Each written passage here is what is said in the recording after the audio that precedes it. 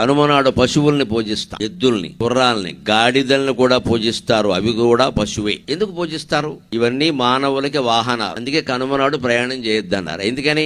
ప్రయాణం చేస్తే ఏం చేస్తాం? అన్నో దెబ్బేస్తాం, నడో నడో అన్నో దెబ్బేస్తాం. కనుమనాడు పూజ చేసి పసుపు రాసి కుంకుమ రాసి దండ వేసి నానా హడావుడు చేసి మళ్ళీ దాన్నేమో అత్తారింటికి వెళ్ళడానికి బండి కట్టేసి అన్నో చెదగొట్టేస్తే అదేమనుకుంటుంది, పొద్దున్న దండ వేసాడు సాయంత్రం దండిస్తున్నాడు అని పశువు శపిస్తుంది. అందుకే ప్రయాణాలు చేయొద్దు అని చెప్పారు. ఏ ప్రయాణాలు చేయకుండా ఉంటే ఏ జంతువుల్ని వాహనంగా వాడం, వాటిని శిక్షించం. కాబట్టి కనుమనాడు ప్రయాణం చేయొద్దు అన్నారు. ఇవాళ విమానాల్లో వెళ్లే వాళ్ళకి, రైల్లో వెళ్లే వాళ్ళకి ఇది వర్తించదు. For your kind information. సుఖంగా వెళ్ళిపోవచ్చు. ఇదే సెంటిమెంట్ ఏమిటో, సంస్కృతి ఏమిటో తెలుసుకోవడం అంటే ఇది. ఎందుకు వచ్చిందో తెలుసుకుంటే అర్థమైపోతుంది, పాటించాలో అక్కల. పూర్వకాలం జంతువులు వాహనాలుగా వాడడం వల్ల, వాహనంగా జంతువును ఉపయోగిస్తే జంతువును కొట్టక తప్పదు కాబట్టి, సన్మానం చేసిన రోజునే అవమానం చేయడం భావ్యం కాదు కాబట్టి కనుమనాడు వెళ్ళొద్దన్నారు. ఇంకో కారణం ఏమీ లేదు ప్రత్యేక.